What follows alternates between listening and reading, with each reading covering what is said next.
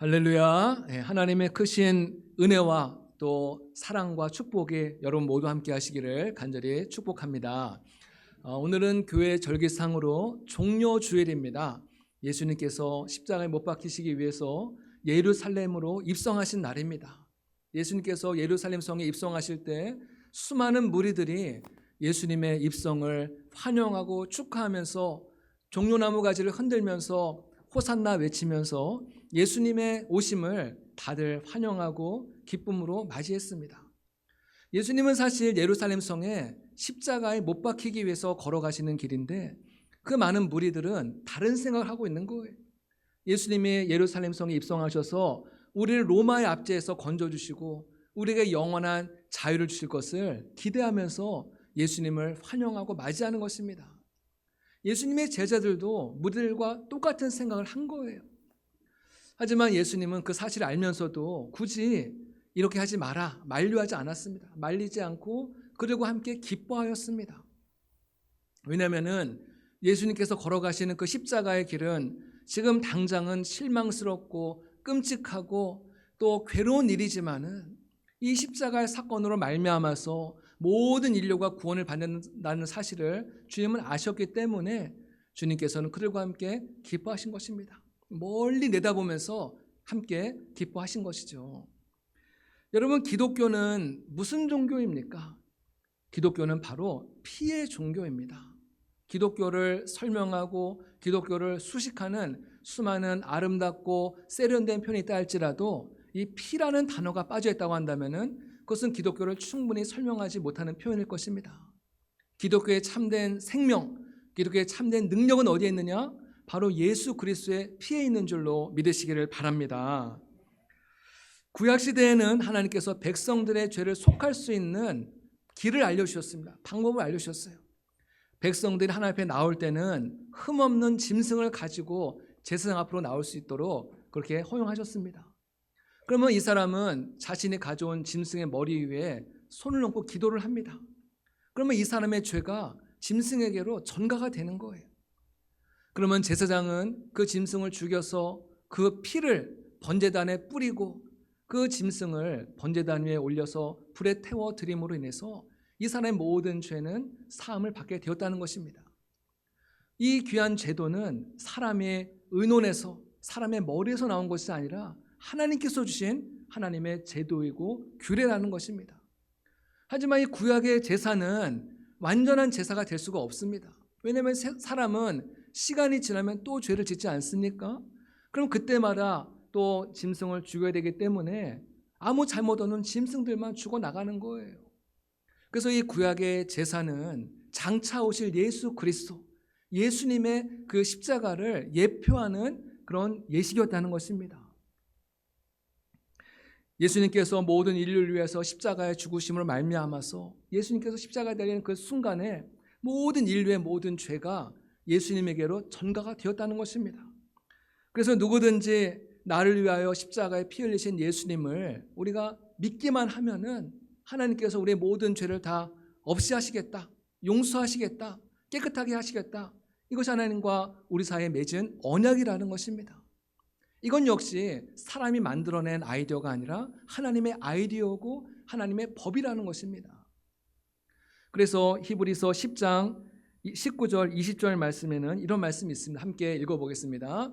그러므로 형제들아 우리가 예수의 피를 힘입어 성소에 들어갈 담력을 얻었나니 그 길은 우리를 위하여 휘장 가운데로 열어놓으신 새로운 살 길이요 휘장은 곧 그의 육체니라. 아멘.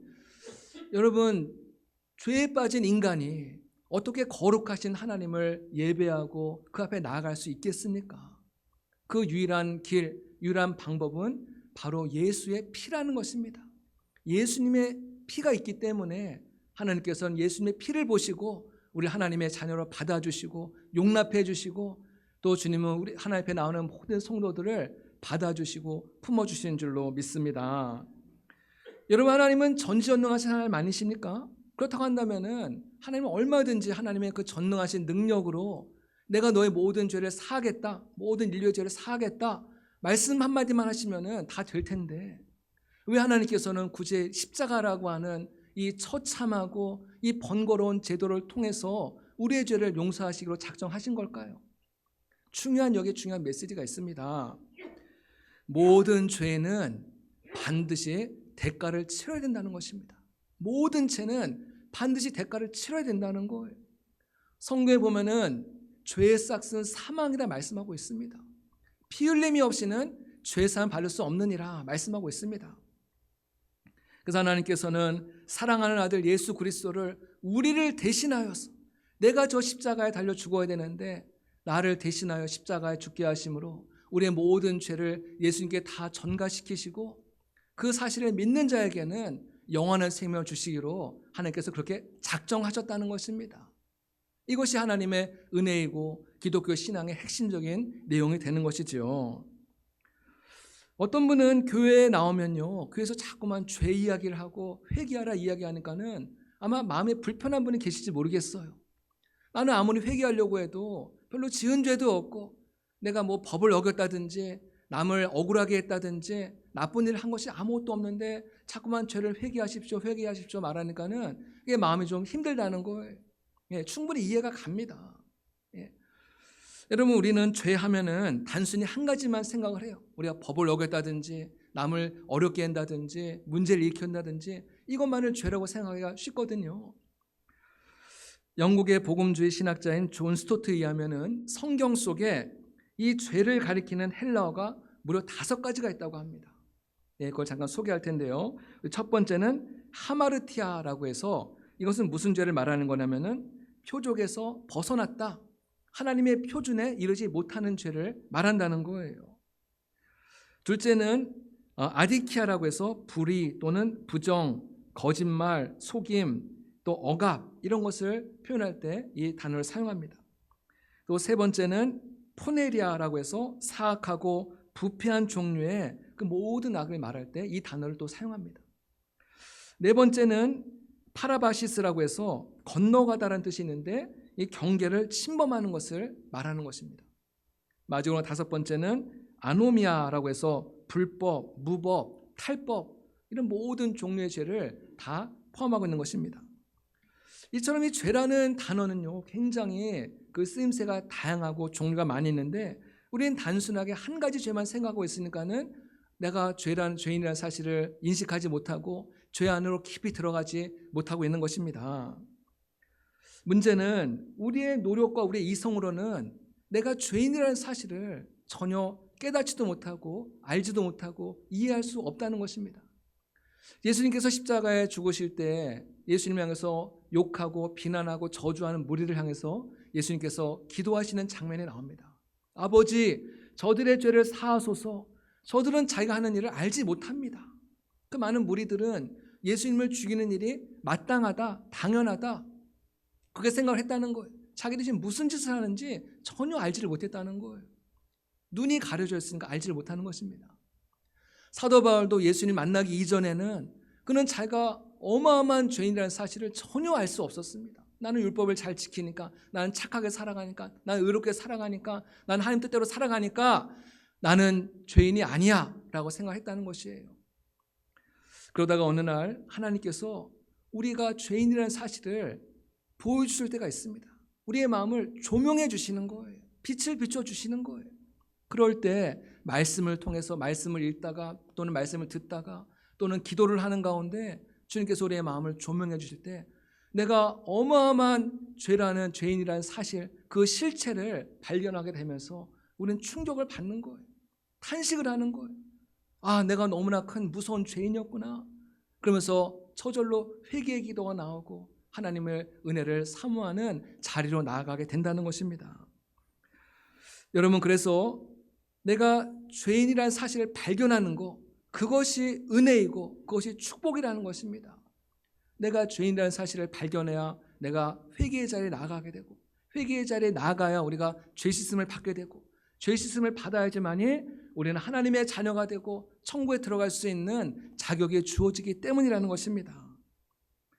인간의 힘과 인간의 노력으로는 내가 죄인이라는 사실을 전혀 알 수도 없고, 안다고 한들 그걸 해결할 수 있는 길이 전혀 없다는 것이에요.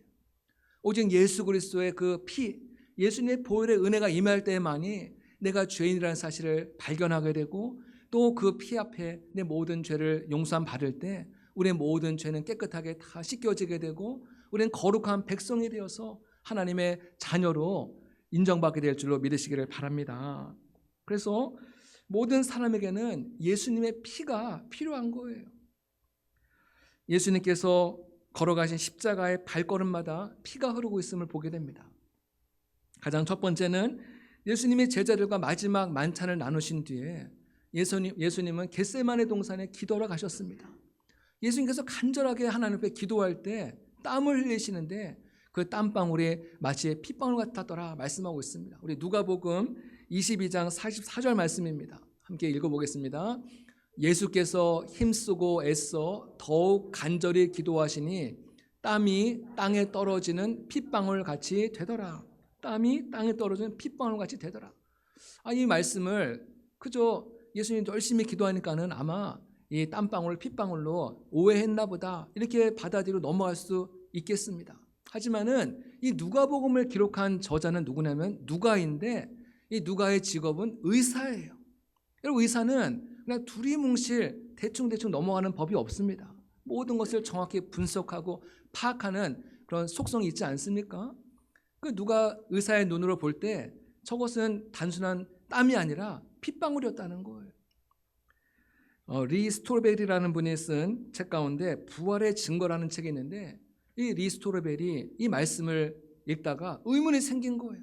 어떻게 정말 땀방울이 핏방울같이 될 수 있느냐 의문이 생겨서 이분이 이제 의학 박사이면서 성경학자인 알렉산더 메드럴이라는 분을 찾아가서 질문을 했습니다. 성경에 이런 말씀이 있는데 이게 정말 가능한 일이냐 한번 이제 물어봤어요. 근데 그분은 가능한 일이라고 그렇게 대답을 했다는 것입니다. 메드럴에 의하면 이렇게 이야기합니다. 의학적으로 그 상태를 혈한증이라고 하는데 흔한 일은 아니지만은 극도의 심리적 스트레스와 연관이 있다는 거예요. 그래서 불안이 극에 달하면 화학물질이 분비되면서 땀샘에 있는 모세혈관이 터진다는 것입니다. 그러면서 그 결과 소량의 피가 땀샘에 스며들기 때문에 이 땀이 핏빛으로 바뀐다는 거예요. 이게 의학적으로 이게 증명되는 말씀이라는 것입니다. 그래서 여기서 우리는 예수님께서 십자가의 사건을 앞두고 예수님의 그 심리가 어떠했는지를 우리가 여기서 엿볼 수가 있다는 것이죠. 예수님이라고 해서 십자가 사건이 결코 쉽거나 만만한 일이 아니었다는 거예요. 그냥 큰 마음 한번 먹고 또는 눈 한번 질근 감고 십자가 한번 지지 이래서 해결될 수 있는 문제가 아니라는 거예요. 조여오는 십자가의 고통은 참으로 엄청난 거였고 그 죽음에 대한 공포와 불안과 스트레스가 극에 달했다는 것을 우리는 이 문장을 통해서 발견할 수 있다는 것입니다. 하지만 예수님은 이 길만이 온 인류를 구원할 수 있는 유일한 길이라는 사실을 아셨기 때문에 눈물을 흘리면서 또 피와 땀을 흘리시면서 그 길을 묵묵히 걸어가게 되신 줄로 믿습니다. 예수님은 이후에 로마 총독 빌라도 법정에 서게 되고 빌라도의 명령에 의해서 채찍질을 당하게 됩니다. 이곳에서 예수님은 두 번째 피를 흘리게 되죠. 당시에 로마에서는 범죄자를 채찍할 때 모두 3단계의 채찍질이 있었다고 합니다. 그런데 예수님께서 맞으신 채찍질은 그 3단계 채찍질 가운데서 가장 가혹한 채찍질을 맞으셨다는 거예요. 베라티오라고 하는 채찍질인데 이 채찍질이 선고가 되면은 이제 로마 병정들은 죄수의 옷을 벗기고 그 몸을 기둥에 묶습니다. 그리고 법을 집행하는 사람이 그만하라고 멈추라고 할 때까지 무자비하게 채찍질을 하는 거예요. 그냥 일반 가죽 채찍으로 하는 것이 아니라 그 가죽의 끝에 짐승의 뼈 조각이라든지 금속 조각이 있었기 때문에 그 채찍이 한 몸을 휘감고 뗄 때는 살점이 떨어져 나갈 정도로 그래서 결국 굉장한 치명적인 그런 부상을 입을 수 있는 굉장히 위험한 채찍질이 바로 마지막 채찍질이었다는 거예요. 예수님께서 바로 이 채찍질을 맞고 이미 그때 심각한 부상을 입은 것으로 그렇게 또 우리가 추측할 수가 있습니다. 다른 죄수들은 십자가에 달릴 때 대체적으로 이틀에서 3일 동안 십자가에서 버티다가 나중에 죽게 되는데 예수님 십자가에 달리셔서 6시간 만에 운명하셨거든요. 그래서 많은 사람들이 여기에 의문을 제기하는 경우가 있는데 이미 그 채찍질을 통해서 너무나도 심각한 부상을 입으셨기 때문에 예수님은 다른 사람들에 비해서 더 일찍 운명하신 것으로 우리는 그렇게 추측할 수가 있는 것이죠. 그 이후에 예수님은 십자가에 이제 못이 박힙니다. 그 이마에는 날카로운 가시면류관이 쓰여져 있고 양 손과 발에는 그 대못이 박혀져 있고 온몸에 피가 철철철 흐르고 있고 예수님의 그 십자가 갈보리 언덕 높은 곳 위에 그 십자가가 세워지게 되고 수많은 사람들이 그 예수님을 바라볼 수 있도록 가장 높은 곳에 세운 거예요. 예수님의 양 옆에는 또 두 강도가 함께 십자가에 못 박힘으로 인해서 예수님도 마치 강도의 한 사람처럼 그렇게 취급을 받으면서 이제 십자가에 달리셨다는 것입니다. 오늘 31절에 보니까 예수님이 십자가에 달린 날은 안식일과 유월절이 겹쳐지는 매우 특별한 날인 것을 우리에게 알려주고 있습니다. 율법에 의하면 사람을 나무에 매달아 처형할 경우에는 그날 내려서 장사하도록 그렇게 명령하고 있습니다. 그렇지 않으면 그 땅이 부정하게 된다는 거예요. 그래서 유대인들은 빌라도를 찾아가서 저 3명의 시체를 빨리 치워달라고 요청을 합니다. 그래서 빌라도는 명령을 내리고 빌라도의 명령을 받은 이 군인들이 3명의 시체를 처리하기 위해서 찾아오죠. 그 중에 두 강도는 아직까지 목숨이 붙어있기 때문에 다리를 꺾어서 두 사람을 이제 운명하게 만들고, 근데 예수님이 이미 숨을 거두셨기 때문에 굳이 다리를 꺾지 않고 그 대신에 군인 중에 한 사람이 예수님의 옆구리에 창을 찌르니 오늘 말씀에 물과 피가 나왔더라, 쏟아졌더라 말씀하고 있는 거예요. 오늘 말씀을 기록하고 있는 사도 요한은 그 장면을 자신의 눈으로 똑똑히 목격했습니다. 물과 피가 쏟아졌더라. 의도적으로 이 말씀을 기록한 것입니다. 예수님은 완전히 죽으셨다. 완전히 죽으셨다. 간혹 예수님이 십자가에서 죽으신 것이 아니라 기절하셨다가 살아난 거다, 이렇게 주장하는 분들이 있거든요. 그래서 사도 요한은 예수님이 완전히 죽으셨다, 예수님이 살아날 가능성은 단 1%도 없다는 것을 알리기 위해서 의도적으로 이 편을 사용한 것이죠. 예수님께서 물과 피를 쏟으셨다는 말은 자신의 전부를, 모든 것을 우리를 위하여 아낌없이 다 내어주셨다라고 하는 그런 의미이기도 합니다. 예수님께서 우리를 위하여 또 피 흘리신 그 물과 피를 통하여서 우리의 모든 죄는 사함을 받게 된 줄로 믿으시기를 바랍니다. 우리의 인생을 얽어매고 있던 그 모든 저주는 떠나간 줄로 믿습니다. 여러분, 빚쟁이들에게는요, 이 빚 문서가 있습니다. 그래서 빚쟁이가 빚 문서를 들이대면은 아무리 큰 소리 치는 사람도 그 빚 문서만 보면은 완전히 힘을 잃는 거예요. 완전 죄인이 되는 것입니다.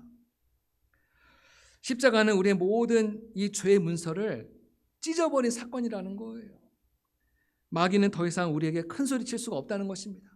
우리는 더 이상 죄의 종이 아니라, 마귀의 종이 아니라 우리는 하나님의 자녀가 된 것을 믿으시기를 주님의 이름으로 축복합니다. 할렐루야.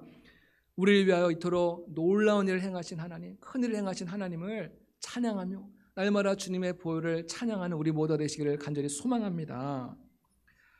우리를 위하여 물과 피를 흘리시고 자기 자신을 내오신 예수님께서는 우리도 또한, 그 사랑을 입은 우리도 또한 이 땅 가운데서 우리의 삶을 또 많은 이웃들을 위해서 내어주는 삶을 살아가기를 또 원하고 계시는 거예요. 요구하고 계시는 거예요.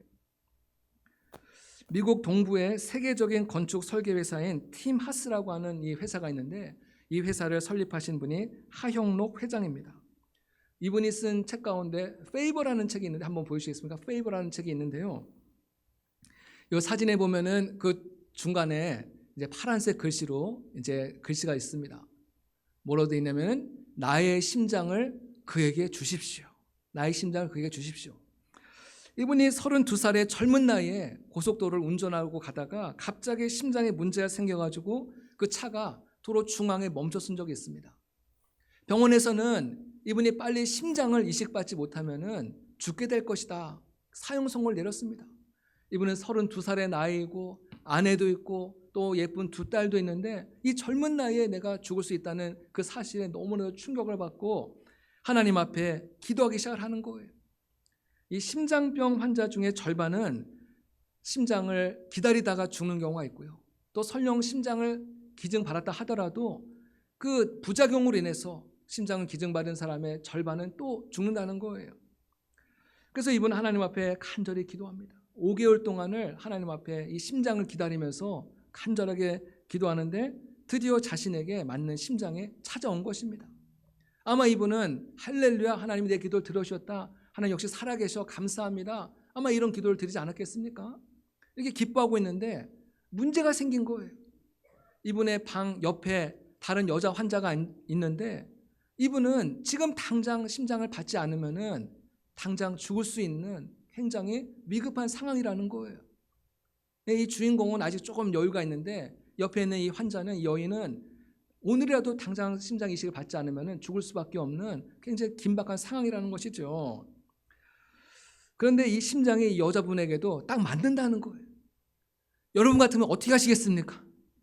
장로님 어떻게 하시겠어요? 어떻게 하시겠어요? 예, 이거 참 쉽지 않은 결정입니다. 쉽지 않은 결정이에요. 내가 그동안 오랫동안 기도했는데 이 심장을 저 사람에게 주시면은 또 나에게 다른 심장이 올 것이라고 하는 보장이 없잖아요. 그것만 있으면 얼마나 줄 텐데. 근데 굉장히 마음에 갈등을 하고 있는데 마음속 깊은 곳에서 하나님의 음성이 들려오더라는 거예요. 죽어가는 여인에게 너의 심장이 필요하다는 거예요. 너의 심장이 필요하다. 그래서 이분이 그 음성을 듣고 처음에는 아니야, 그럴 수가 없어, 그럴 리가 없어, 잘못 들었을 거야, 아마 부정하고 싶었겠지만은 이분이 믿음이 있는 분이에요. 그래서 의사 선생님이 말한 거예요. 아까 그 책 표지에 나와 있던 대로 내 심장을 저 사람에게 주십시오. 네. 여러분, 그랬을 때 놀라운 일이 일어나기 시작을 합니다. 그 심장을 저 여인에게 줬을 때 그 여자도 살아나고 또 다른 분의 심장이 또 오게 돼서 이분도 살아나는 그런 놀라운 은혜를 경험하게 되었다는 것이죠. 이분이 5개월 동안 병원에서 입원하면서 심장을 기다리는 동안에 이분이 성경 말씀을 그렇게 깊이 파고 들어갔습니다. 성경 말씀을 계속 연구하고 묵상하는 가운데 성경 말씀 가운데서 특별히 페이버라고 하는 그 개념이 이분의 마음에 굉장히 깊이 와닿은 거예요. 페이버라고 하는 그 개념. 그래서 책 제목이 이제 페이버라고 썼는데요. 우리가 일반적으로 은혜, 이 페이버라는 단어의 의미는 은혜라는 의미가 있거든요. 은혜, 자비, 은총, 이제 이런 의미가 있는데 우리 일반적으로 은혜라는 단어를 영어로 뭐라고 해요? grace라는 단어를 쓰지 않습니까? 근데 이 grace와 이 favor는 굉장히 유사한 것 같으면서도 좀 다른 면이 있다는 거예요. 이 grace라고 하는 단어는 하나님께서 자격 없는 자에게 베푸시는 일방적인 하나님의 선물이고 은혜를 말한다고 한다면은 이 favor라고 하는 단어는 이제 비슷하지만은 이런 의미가 있습니다. 하나님의 뜻대로 사는 사람, 즉 자신의 것을 나누어 이웃 사랑을 실천하는 사람들에게 하나님께서 기꺼이 은혜를 주시는데 그것이 바로 페이버라는 거예요. 나의 것을 아까워하지 않고 나의 시간이나 나의 물질이나 나의 노력이나 나의 봉사나 어떤 것이든지 누군가를 위해서 내가 기꺼이 내어줄 때 그것이 페이버라는 거예요. 이러한 자들에게 하나님께서 또 우리에게 또 페이버의 은혜를 베푸신다는 거예요. 할렐루야. 그래서 이분이 태어나고 난 뒤에 이분이 이제 그 건축 설계 회사를 이제 운영하면서 하나님께서 어마어마한 복을 이분에게 주셔서 정말 세계적인 기업이 되게 하셨다는 그런 간증을 하게 되었다는 것이죠. 여러분, 사실 이분이 자신의 심장을 그 여자분에게 안 줄 수도 있습니다. 하지만은 그 페이버의 은혜가 있었기 때문에 자신의 심장을 이 여인에게 기꺼이 내어주지 않았습니까? 예수님이 이 땅 가운데 안 오셨어도 됐습니다. 사실은요. 하지만은 우리를 살리시기 위해서 예수님께서 이 땅 가운데 오셔서 심장이 터져가면서까지 우리를 위해서 죽으심으로 말미암아 우리에게 페이버의 은혜를 베푸신 줄로 믿으시길 바랍니다. 우리 모두가 페이버의 은혜를 입은 자들이라는 거예요. 그렇기 때문에 우리도 똑같이 주님께서는 페이버의 은혜를 이 땅 가운데 실천하며 베풀며 살아가기를 주님께서는 원하고 계시는 것이죠. 나를 위하여 물과 피를 쏟으신 예수님의 그 사랑, 예수님의 은혜에 우리가 감격하고 감사하는 자리에 머물러 있는 것이 아니라 우리가 한 단계 더 나아가서 우리의 주변에 그 예수님의 사랑에 필요한 자들에게 우리가 페이버의 은혜를 베품으로 말미암아서 그들에게도 하나님의 사랑이 흘러들어가도록, 그들도 하나님의 은혜가 흘러들어가도록 하나님, 나를 하나님의 축복의 통로로 사용해달라고 기도하는 또 이 절기가 되기를 축복합니다.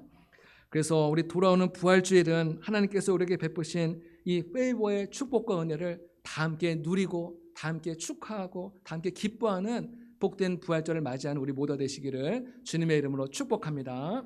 기도하시겠습니다. 사랑과 은혜가 한량없으신 하나님의 은혜를 감사합니다.